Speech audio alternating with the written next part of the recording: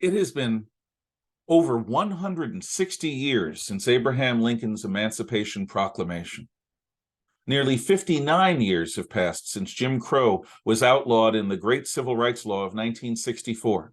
15 years have passed since the American people elected their first Black president to 2 terms.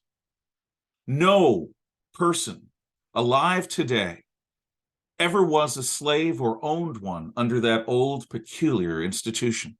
Our nation's bloodiest war was fought to set free all slaves. A century later, in my youth, I bore witness to some of the stresses on American society brought by the civil rights movement. The burned-out Bronx streets I once walked looked more like Germany in 1945 than the rest of the United States in 1975. Much of that damage was caused in race riots in the late 1960s. What distinguishes the United States from nearly every other nation in human history is that we and our ancestors literally ripped out our own society's guts in generations of effort to eliminate both slavery and institutional racism.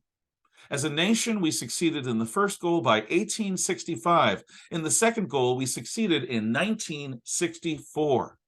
Today, most of us are still eager to prune vestigial racism from our own thoughts, words, and deeds, as well as from our society. The one unforgivable sin in America today is genuine racism.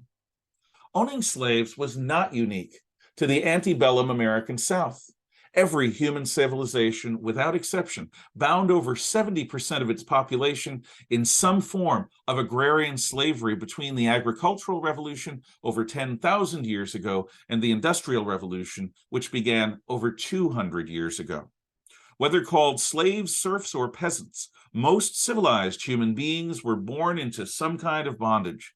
This was made necessary by the limits of pre-industrial farming techniques, which required at least 7 men in 10 to feed the other 3. Slaves came in every color from all parts of the world.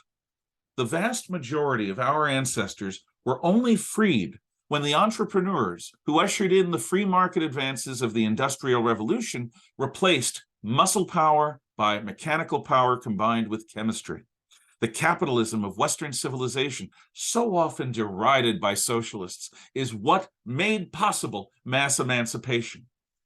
The perpetuation of the informal apartheid, which was Jim Crow, is something that was personally experienced only by people who are now at youngest of retirement age. Soon, all who bore witness to this evil will have died of old age. Since then, affirmative action has been the only officially permitted legalized form of racism for nearly 6 decades in order to compensate for past racial preferences in hiring, promotion, admissions, and property ownership. New racial preferences have become well established. Despite all of this time since legalized slavery and officially sanctioned racism other than affirmative action, African Americans are statistically at least twice as likely to suffer from poverty, crime, and broken homes as their proportion of the population. The only other ethnic group which has experienced similar levels of persistent difficulty are Native Americans.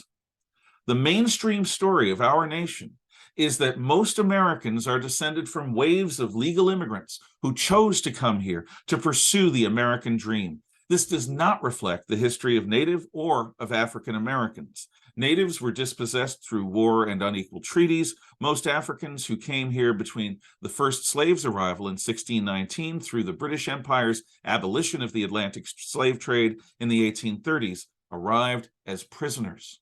These were the only 2 ethnic and cultural groups who did not willingly come here in pursuit of opportunity. In the words of the Black nationalist Malcolm X, "We didn't land on Plymouth Rock. Plymouth Rock landed on us." This, added to the racism against people from both of these groups, has blighted their pursuit of the American dream. The long shadow of their legacy of involuntary Americanization makes these 2 groups unusually resistant to the typical pattern of immigrant assimilation into the American cultural mainstream. Outside efforts have proven ineffective in helping large groups of both African and Native Americans to boost themselves into the American mainstream of prosperity and normalization. In this sense, Normalization means when a person is taken as an individual rather than as a representative of a conspicuously different group. Today, the disproportionate sufferings of these two groups are a result of poverty. Any poverty-stricken community of any race, ethnicity, or culture will have remarkably high crime and trauma. The only effective antidote to poverty is personal responsibility and individual initiative. If a person finds hope, they can fight to construct a future for themselves that is worth living. Hope inspires individuals to work hard, build personal resources, and make a way out of poverty. Government and private efforts to lift groups of people out of poverty have failed whenever they have been tried. Lyndon Johnson's Great Society programs of the 1960s eroded the very qualities a person needs to keep struggling to escape poverty. The resources of faith and family in communities blighted by poverty were systematically undermined by the stringent requirements of the welfare bureaucracy. The Great Society killed hope when hope was most needed. The best answer to poverty is hope.